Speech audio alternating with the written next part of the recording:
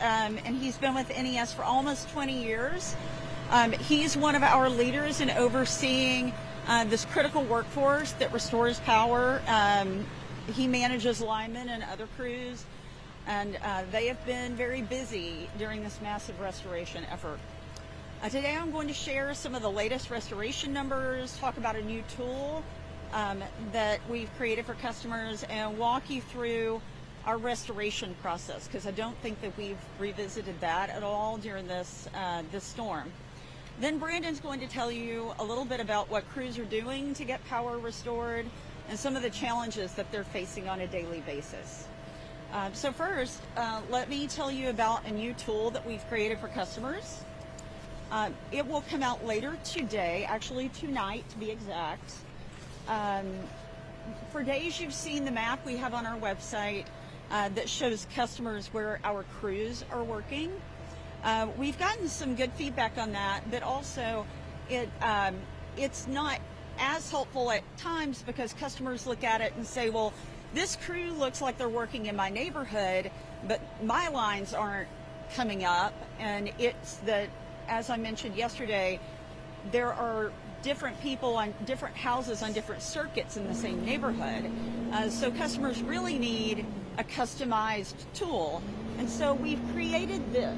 And this map shows all the green is what we've restored, all the red is what's still out. All of these little white spots are vehicles. So those represent trucks for the trucks that are being tracked. So that's NES trucks, and a lot of those are individuals that have taken contract crews out. I think we've mentioned previously that we pair each of the contract crews with NES personnel so that we can track them, so that we can communicate with system control on their behalf to get clearances and keep them safe. And so all of those are NES vehicles that are tracked. And in addition to that, on this website, customers will be able to go in and input their address, and it will tell them if a crew is working on their outage. So if they're working on their specific circuit, not just a circuit on their street, but their circuit. It will also tell them if their power is on or off. So if they're staying with family, or they're staying in a hotel, or they're out of town, and before they come back to Nashville, they want to know, is my power on? They can check. And that tool should be live tonight. I was hoping it'd be up by now, but it should be up. They said 9 o'clock tonight. Don't hold me to that one, please. But that's what we have new today. Also, we know that customers want information about their outages and their restoration times.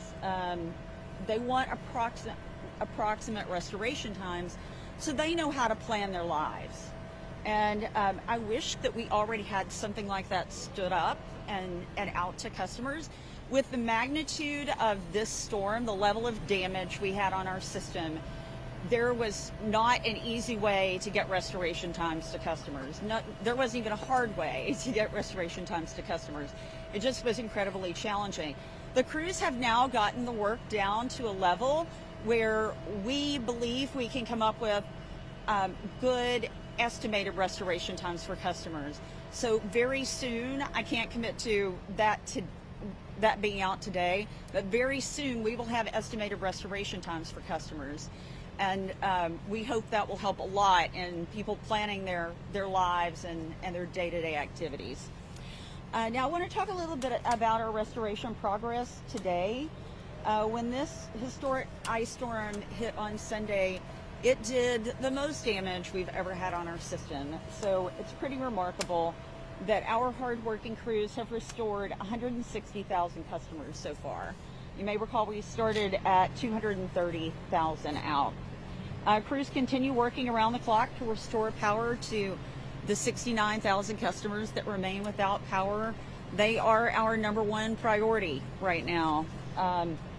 Many of you know this storm snapped lots of poles. If you drive through a lot of neighborhoods, you see broken poles, you see tons of broken trees, but in some you see tons of broken poles. And if there are broken poles, it takes us longer to restore that neighborhood.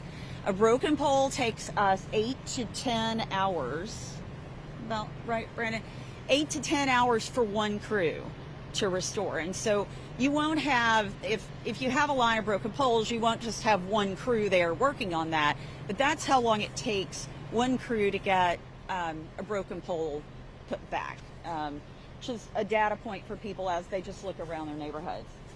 Also, we have a reminder for customers as their power is being restored. They may have power, their power's come back on. It may go out at some point while we're restoring their neighbors. So there are times that we may have to turn off their power temporarily while we trim trees, while we reconnect things. We have to de-energize things to keep crews safe. That happens. And so we've gotten a lot of calls from customers. Oh, my power's out again. I got restored after being out for 2 days. My power's out again. It's temporary.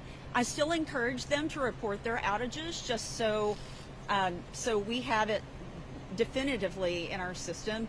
We do have the ability to see meters out, so we do know when those go out, but we do encourage them to report their outage anyway, and that way they can request a call back. Hey, I want a call back when you believe you have my power restored. Now let's talk about crews. Today we have over 1,100 linemen, 332 vegetation management crews, and then we have the help of the National Guard, NDOT, TDOT, and TEMA. There are 184 representatives from them out helping us. And we have 170 engineers in the field. And we have 150 more linemen coming in today. As of today, TVA has committed to sending crews. We don't have headcount on that yet, but TVA crews are on the way to assist us also. And we expect to have up to 1,700 field personnel by tomorrow morning. Now, I wanted to talk a little bit about the restoration process that we use, because I don't know that that's really been discussed. There's a video on our website that walks through portions of how we restore power, but we've gotten a lot of questions during the storm that I wanted to touch on. First off, we work to restore critical services first. So water department infrastructure, things that are safety needs for the public at large in our community. So water department infrastructure, hospitals, and then we restore circuits that restore the largest number of homes. So we target how do we get the most customers on as quickly as possible. We target the biggest outages and throw resources there, while we also work other circuits. All during that time, we have what we call critical referrals, and those are nursing homes and other places that have vulnerable populations. If those are reported to us as a critical referral, we put those in our system, and those circuits are also targeted first. Well, they're prioritized in our process for restoration to try to help them out. And in that, we focus on locations that, on just generally getting people on as fast as we can. Finally, you always have those people that have one-off outages. I'm the only one in my neighborhood. My service line is down. I don't want to be the last person on. We have smaller crews go around and restore them. So those smaller things that we don't want to send a big crew for because we need them on the bigger outages. But otherwise those fall to the very end of the restoration process, and we don't want that for all of our customers that may just have a one-off issue. And then I really want to thank those businesses that have reached out and been a help to us. There are a lot of them to name that they've been sending food for our crews, and we are so appreciative of that. They've been feeding our crews, our contract crews, our other field workers. There are too many to name, but these amazing businesses are listed on our website as a thank you to them. So please patronize those businesses. And we have gotten a lot of people being very appreciative and kind to our employees and our crews. But unfortunately, we do have employees that have received threats of violence, and we also had some of our employees' vehicles broken into this morning on our property. So we are monitoring that, and we are really appreciative of the Metro Nashville Police Department for their assistance in all of these matters. Now I'd like to introduce Brandon Whitlock to you and let him tell you a little bit about the realities of the work that he's doing out here. Thank you, Teresa. Teresa already told you at a high level kind of the way our system is built and what the restoration looks like. I want to kind of go into that just a little more in depth and maybe put it into some layman's terms on what that means when you hear the terms that are being bounced around. The overhead distribution system is a grid. It's like a mesh. It's all intertwined. When you look around you, you see the wires going every direction. It's all interconnected. On a single outage, that gives us a lot of flexibility to be able to isolate that outage and bring the other customers back. In this scenario, in this type of event, even if you back up a little, even like a tornado, a linear event like that, we can isolate that damage along that corridor. This event was widespread. Our entire system looks like what you see behind us. You could take that mesh and when the ice got on the trees and the trees sagged down and fell or made contact to our conductors, the system basically got segmented in a very high number of segments. That did not give us the ability to feed back, to work around those isolated types of outages, what you would see in a linear storm like a tornado or a car wreck where we have a car hit a pole and we can isolate those things. So when it got segmented, as that restoration starts back, we have to rebuild the backbone of our system feeding us. So we have to reconnect all of our substations, which is how we feed the individual customers. So we had to start with building our mainline circuits back and getting us back to whole before we could start the restoration process. Once we've got those mainline feeders built out, there are going to be individual customers who are attached to those main lines. They're going to get service back because we brought that backbone back. Off that backbone, we have radial feeders, kind of like a root system. Those go out and serve customers. They have multiple houses on them. It'd be a feed like this where it goes back here and it feeds both sides of this, and there's 20 people on this one radial. That would be the next thing. That's the phase we're in currently. We've got the mainline circuits built back. We're now hitting these radials. So a lot of customers saw us come into this area right here. Yesterday, this street was impassable. We got the main line on DuPont right there up and rolling, but we had to leave this because it wasn't inaccessible. You can't see it from where we're sitting. I've got a vegetation crew. You've heard contract vegetation crews and 200 and some odd of those. We have them paired up. They're in front of these guys opening these lines up, opening this road up so we can get our vehicles in here to access the area where we've got damage. You can see how big our trucks are and the space they take up. So the customers on that side of the street all got power. We were there 2 days ago. We've just now gotten back here because we're now picking up these individual feeders. Once we get these feeders on, now we're down to the individual customer, the attachment, the small wires that are running off the main lines down here to attach to these. That's the last piece. That's the hair root of our system. So as we progress, just be patient with us. You know, we hear a lot of comments, you're right in my neighborhood, I'm just right there, why didn't you hook me up? Well, I'm getting 100 customers or 200 customers or 1,000 customers at a time when I can bring that main line on. The comment's been made, it would only take you 15 minutes to hook this house right here up. That is correct. But if I take 15 minutes for the 215,000 customers that we got, you can start doing the math on that. That is a very large time when I can take big bites, like Teresa's saying. So every morning, what we do as an operations group, we've got a prioritization list. Here's the remaining circuits and remaining customers out. They're consolidated down to a grouping of an outage. The high priority, most vulnerable of our groups, they get a priority. Communications, critical infrastructure, they push to a high priority. The next priority is groupings of customers. So if I've got a really high customer count, we're going to focus right there, bring them back, and then we're going to shift to the next one. That's a dynamic process. Some days this might be the priority, but if something else happens, we might shift to that. Another thing that Teresa hasn't really talked about, or not that I've heard, is if you look around and if you were watching yesterday, the ice is still on the trees. It didn't go anywhere. We've gotten a lot colder today. The wind's going to pick up. we've had a lot of scenarios where we're in an area working and we've got trees that are falling behind us back onto the lines and breaking things that we've already put back up. So it's a one step forward, one step back, come back into it. It's really slowed our progress. The time, you know, we've talked a lot about how long is it going to take? When are we going to get done? And we're feeling those same pressures. One of the things when they asked me to speak on this, you know, the guys that are working right here behind us, I've got family that's here. We're Nashvillians. I live outside of the territory currently. I used to live here. My mother-in-law's here. We have people. I've got guys that are here sleeping around the clock. Their families are out of power.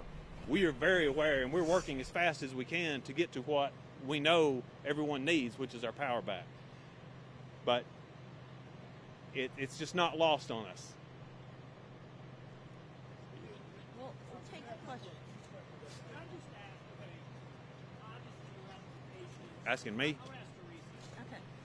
Your application is a difficult situation, but we need some kind of reference, some kind of time frame, maybe not an exact day or hour, but when do you think it is realistic to believe power will be restored to this entire county? Is it 1 week? Is it 2 weeks? What is the outlier? What is realistic? It is important for customers to have information about when power will be restored. And as I mentioned earlier, since we now have a lot of the main lines up, the backbone, as Brandon described it, now is the time that we can put together that information. So I expect to get something out on, first off, the window of time that we expect to have all customers back on, but then we're wanting to give customers regional, like in your neighborhood type of information. So that is coming as quickly as we can get it. What is the window you believe for the county? The worst case scenario. I don't think How will be restored in 2 weeks? I don't think it's great for me to speculate because I don't have the information, but I'm hoping to have something to give you guys very quickly. I asked Real quick. yesterday, how many contractors do you have deployed since the start of the storm? Well, we have, how many linemen do we have, Brandon? Yeah. NES linemen? Yeah. Around 210. We have around 210 linemen of our own. We have 1,100 working on our system right now. By tomorrow, we will have more than 1,700 field workers. This will be the largest deployment of any level of resources we've had on the NES system. What Real number quick. of that is contractors? What specific number of that is contractors? All of it except the two, you said 210? Yeah, well, we have mutual aid partners who have. Yeah, we have who some mutual brought in. aid. We've got surrounding utilities who have sent their line workers up to join our forces. I don't know the actual percentage. we don't but have the it's numbers. A high Are percentage. you going to add more? We are adding more every day. Speak to the refusal for our union wage line workers? Well, with regard to union line workers, that was, to me, that was a false story. There may be one-off situations where a crew that happened to have some IBEW workers approached us and we weren't able to get them onto the system at the time. But the allegation that we are not a union-friendly shop is not true at all. Yes, she has a question. We have employees that are members of SEIU. So I work with organized labor every day and have a great relationship with them. My dad was a proud UFCW member when I was growing up, and so NES does not have a problem with union workers. Real quick.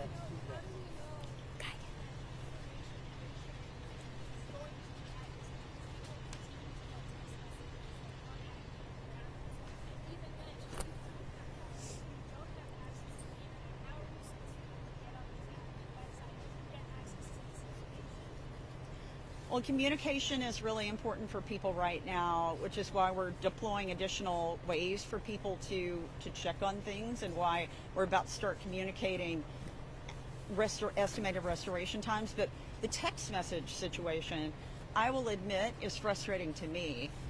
There are apparently 3 different ways that people can be communicated with via text. We turned off all of the ones that were just NES sending out a message because to all customers, but people who have gone on to the website and signed up for outage notifications about text messages about specific outages, those were still going out unbeknownst to us. So that has been stopped. And our team knows I do not want any more text messages going out that are telling people their power is back on, and it's actually not. Because I realize the hardship that can create. People may check out of hotels, they leave wherever they're staying, and go to their home only to find that's not. So those should not happen ever again.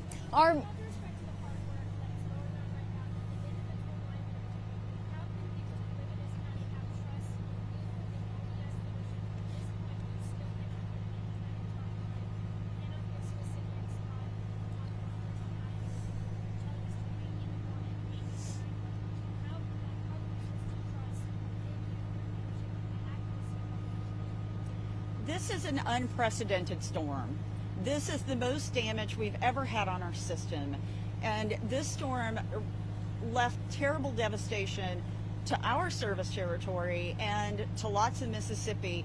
I'm in touch with my peers who've also been impacted across the country on this, some more significantly than others. And we're all seeing the same challenges, that the devastation left behind is much more than you would ever expect. Ice is powerful. Look around, it's really powerful. It tears down a lot of things. So figuring out how you unwind the mess it's left behind and put poles back in the ground and put lines back on them, it takes time, and it's difficult to initially estimate what that's even going to take you. So as I mentioned earlier, now that we have the backbone of our grid put back up, and now we're working on the side streets and areas like this, we should be able to come up with some good estimates that we can give people. Now, Here and here. I'm Metro Councilor Tommy Hancock from District 9, Madison. Thank you for coming to our district. I appreciate the work you're doing, the 160,000 homes you've got to restore, and your support of SAU 205. My question is, we have a pole on fire, very specific, on the corner of Hudson and Pawnee, and it's been on fire since Sunday. We've called the National Fire Department every single day. They come out every day and they check on it like they're supposed to do. There's an open ticket, and NES is supposed to come and respond. But we still haven't had it, so we have toxic fumes coming into the air for days right here in Madison. And I just want to know if that's standard procedure or if you're going to send someone out. That is certainly not standard procedure. It was So reported on 125, and it's 130. 125 it was reported, so you can look it up. can we get Brad to send someone out to that Hudson location? and Pawnee, please. Okay, yes, we will certainly take care of that. Yes, ma'am. The question's about the communication again. If you're not going to send any more text messages to let people know their power's not on since it wasn't working, how will people know when their power's on again? How should they check? Our tool for that will be the website that I mentioned earlier, the map, where they can plug in their address, and it will show them whether their power is on or off, and whether if their power is off, it will show them whether a crew is currently working on their outage or not. Now our meteorologists began forecasting the magnitude of this storm weeks in advance and really started to, hone in on those forecasts and those warnings days leading up to it. So my question to you is, how could you say that because this storm was unprecedented that you guys weren't prepared enough when there were plenty of warnings here? Well, with regard to preparation, NES has a storm preparation process that has been followed for a long time, refined over the years, and it has worked well for lots of storms, and along the way, same process this time. Now, I will tell you, with this storm, it did shift. We were expecting to get a snowstorm with a little bit of ice up until about a day and a half before it came into our service territory. So we went from getting a little bit of snow to getting an enormous amount of ice that blanketed our entire service territory. So at that point, at the point that our team learned, they had staged for a snowstorm. An ice storm is a completely different animal, especially a 30-year ice storm. So at the point that they learned that this storm had shifted and we were going to get more ice, they started calling for more crews. And I think it's been discussed earlier this week that at the point that they were calling for more crews, everyone was holding on to their crews. As he mentioned, we have crews from other utilities. We have contractors we pulled in. We have crews from all over the place, I think a variety of states. But it was at that point we needed more because we weren't getting a snowstorm. Snow doesn't tear down lines. We were getting ice. However, we do plan, as we do with any major storm, we do an after-action review. And I've already started arranging for that after storm review so that we can make sure that we're serving our customers the best that we can in every level of operation within the storm. Two questions for you. First of all, yesterday you said very soon you would have a window for when people will have a restoration time. Today you're still saying it's going to be very soon. When will people have that minimum and maximum time for when their house will get power back? And where can they access that? I have literally a couple of dozen people right now working on that exact matter. We want to get restoration times to customers. Customers deserve to know, and we want them to know. I want them to be able to plan their lives and figure this out, and I'm committed to making that happen. What are you telling dealers? Is it going to be 2 I'm a years? resident who lives right here, ma'am. I'm a resident who lives right here. Yes, sir. Well, I've talked to y'all here all my life and everything. TBA, you got situations right here that y'all run electrical to people's backyard. Now you can't get trucks for it. Let me tell you how easy way of doing it.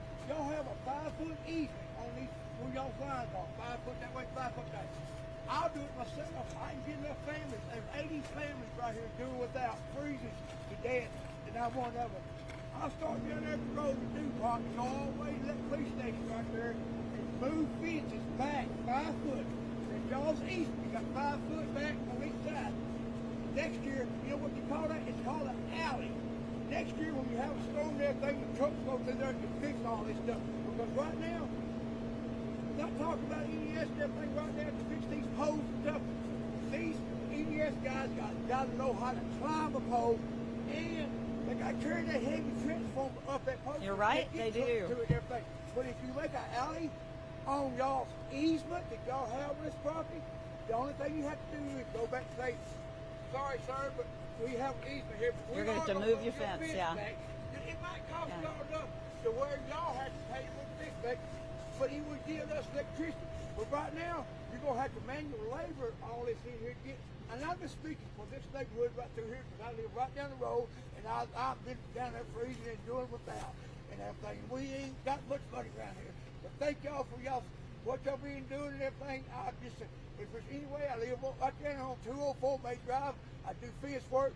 I would be glad to go in front of you and move the fence back and tell you, come on with your truck. Thank you. You know, sir, I appreciate you. I appreciate what you're going through right now without power. And back property lines are a problem for us to work. And they were in, we have a lot of back property lines across our city.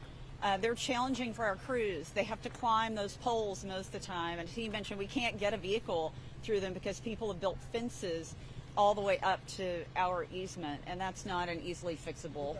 The mayor said he was frustrated. The mayor said he was frustrated. Okay, who's with the next? communication. How do you feel like you're communicating? Hold on, I think he said you're next, sir. It's not just Nashville that are frustrated. They are also voiced frustration over NES's lack of transparency. How do you respond? Well, I listened to the mayor's press conference. I did not hear that he had concerns about a lack of transparency, but I think the mayor and the governor both believe our customers deserve the best communication and the best efforts they can get, and that is absolutely true. And so I feel like our teams are doing a great job working hard. I mean, you see them, they're doing everything they can. And from a communications perspective, it's been a struggle to get data out to customers. And I believe customers deserve that information. And so we're working on that right now, and I'm committed to getting that out.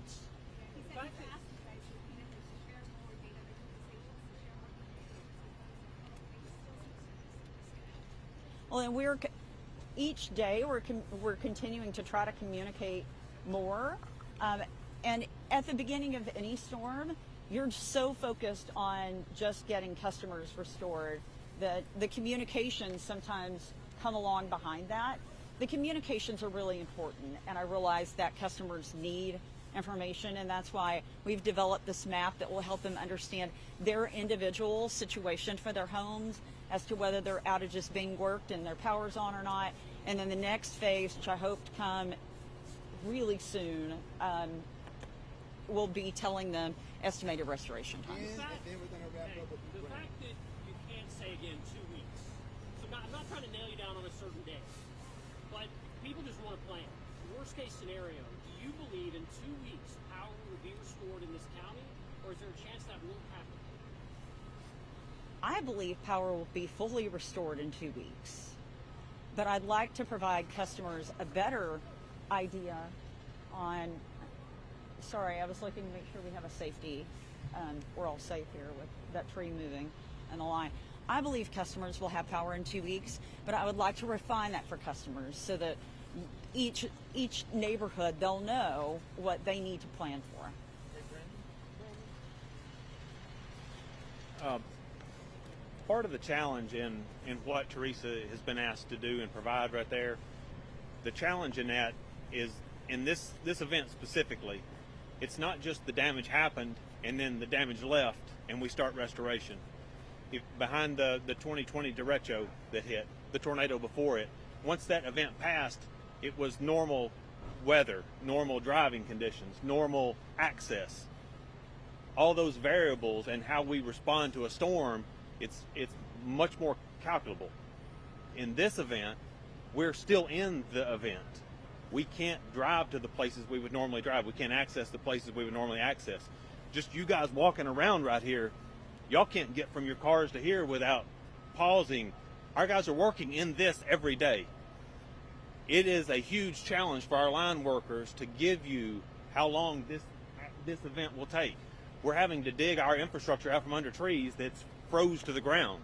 It is a slow process, and it's hard for us to judge and gauge the exact number on that.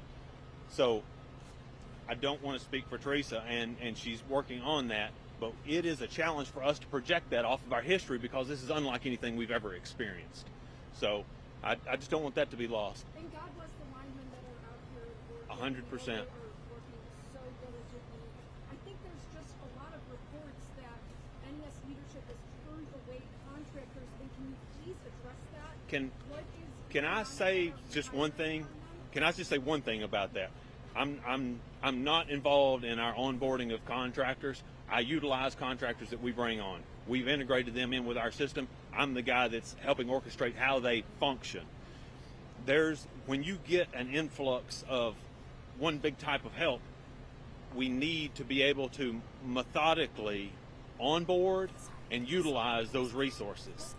And part of that is we need the right resources at the right time, at the right phase of the restoration.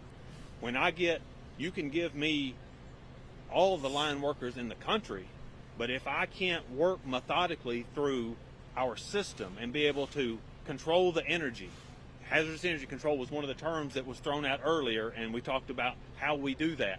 Basically, our number one priority is the safety of the line worker and the safety of the public. We have to control the high voltage energy so that we don't create an additional hazard. That takes time. That takes a process. I guess how much time does it take? That's what I'm trying to explain to you. If you'll give me just 1 second, I'll walk through it because people don't understand what that means. Basically, what we have in this situation right here is very high voltage. In this area right here, it's 13,000 volts. It is death voltage. You cannot interconnect with this. You can't touch it. It will kill you. We have to create a zone, a safety zone. I have a tree that's brought the wire down to the level where we're all walking around. That's a hazard. For me to isolate that, I have to make a separation. The pole behind you has got flags on it. I create a separation. I create a bubble for these guys here to work in. That's our hold order and caution order process to create a clearance.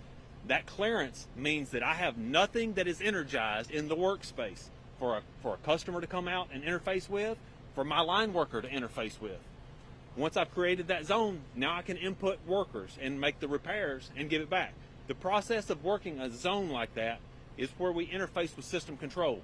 They control that area of power. The line worker crew, when they show up, this is in layman's terms, basically checks out from system control this zone. In that zone, they work. That creates a safe space for them to control all energy so that I do not endanger a line worker or the general public. Once they complete that repair, they turn the control of that back over to the system, and it gets reintegrated in the system like a patch. That way I don't have two people trying to energize the same thing. That process is not, I can't do that process as fast as I can take on workers. So as those workers come on, it's kind of like if I'm building a house. This is the best analogy I can give you. I'm building a house, and I'm in the framing stage of building a house, and you start throwing skilled craft workers at me, cabinet guys, flooring guys. Yes, they're going to be part of this exercise, but I can't take them till I get the frame of the house built, I get a roof on it, and I get to that phase of it. We are trying to mitigate that and onboard and utilize all of these resources. It has to be done methodically for the safety of our workers, the safety of our customers, the entire system, the stability of the system. If we have an energization that we don't control, we have an electrocution, that's unacceptable. Not having power for our customers, that is why we exist. We are working toward that as quickly as we can. We are utilizing the tools as quickly as we can onboard and put them into place. But it has to be done methodically and in a system. Does that make sense? Yeah, that makes sense. How long might they wait? About to wrap up. So. Yeah. How long might they wait? They come here, you've got to train them, get them ready. How long might they wait before they're out actually? So it's not as simple as just that. So the way we bring them on and onboard them and integrate them in with us, that communication layer between the field operations and our system control, the one that are over it, it's a process to where we integrate those workers with our workers so that we communicate and maintain the safety. And then they work within our bubbles. Does that make sense? So I have this safe zone, an NES representative that is paired up with a contractor resource group. He is making the communications. He's creating the hold orders and the safe bubble for those workers to get inserted into. And then he gives it back to them. And then we move to the next spot. So real quick, you were saying that NES trains differently. So that's why you guys can't just take anyone off the streets to come help. I'm not saying train differently. So a line worker. A line worker is a skilled craft. Those guys go through an apprenticeship program. A journeyman lineman, that's the term, has gone through an apprenticeship program. The IBEW has them. We have them. We train up guys from zero to linemen. It's a 4-year process. Those guys, if you have your journeyman's card, that's one of the terms you hear with an IBEW guy, our guys, once you're a lineman, that lineman is kind of like a degree in line work. It says that you know all these skill sets. The individual workers have those skill sets. The control of the energy and how we insert those skilled workers has to be managed, and it has to be done methodically. It is the key to keeping our workers safe and the general public safe. You cannot rush safety. I understand we need to get power on, but you cannot rush safety, or we will be worse than what it is currently. It will not speed up if we circumvent that. Okay. I'm sorry, but we need to wrap Other up. supplies on hand right now to make the repairs you need, or are you waiting for? Can I answer that? You can answer that. Yeah. So I currently have no shortages of materials. I have all the poles that I need. Have all the transformers I need. We are still finding poles where there are still areas of our system that we're working our way into, and that adds a complexity layer to how long is it going to take. I don't know how much it is still. I'm working through those things, and we're doing it as quickly as possible. The things that are high use things, the things that we're rolling through, we have a procurement department that is working on maintaining that supply chain. We have hit no shortages of poles, transformers, critical materials yet. Thank you all. What's the assessment Thank you. percentage? How are you going to respond? What's the assessment percentage? Jeez, I think it's gonna fall I'm not off. part of the assessment group. I couldn't tell you.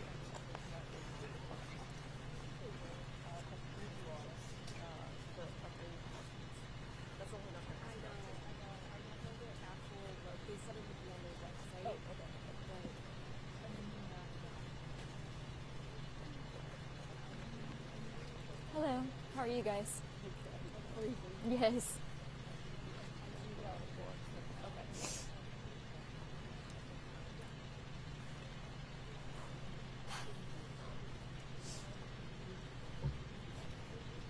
Great questions. Yeah. Hey, you got it after like the 4th try. Yeah.